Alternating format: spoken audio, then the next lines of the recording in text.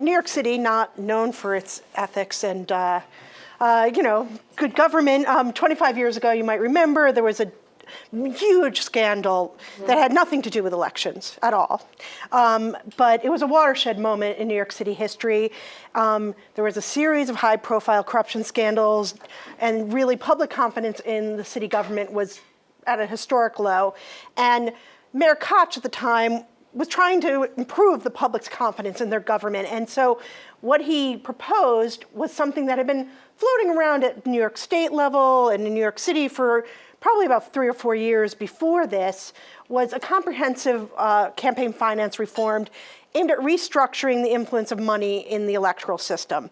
And I'm really pleased to be here to share our experience at administering this program for the past 25 years.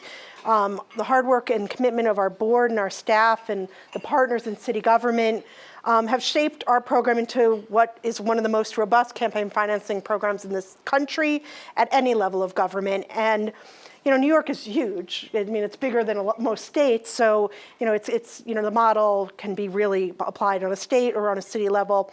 Of course, we haven't found that having a public matching funds program cures every ill in the political system, but it does increase the voice of New York voters and in their city elections.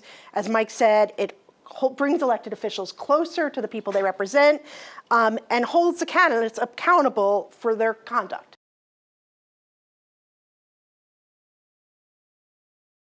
If you do look at the history of campaign finance regulation in the whole country over the course of time, you will find that most campaign finance regulation gets passed after a scandal.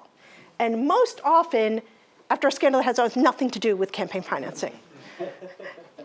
Because even Watergate didn't really have to do with campaign financing. What happened is in New York City, there was this huge bribery scheme dealing with people who collect, they don't have them anymore, the money from the parking meters. and so that was, so there was this big, people with taking bribes and to get the contract to be parking inspectors.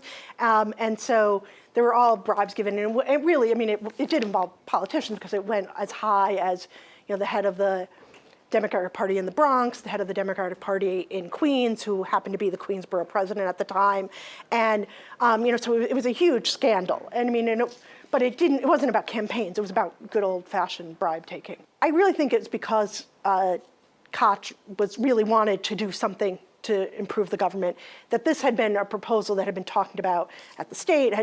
This law had been floating around for a while, and that his corporation counsel was just like, decided to issue an opinion saying, I think the city has the legal authority to do it, and the speaker of the city council was on board. And it's sort of like, let's make people restore their confidence in the government. And it just was like such a huge scandal. And I don't know, just kind of I think it is like just, a magical moment, but it's like, you kind of have to seize those and they don't happen all the time.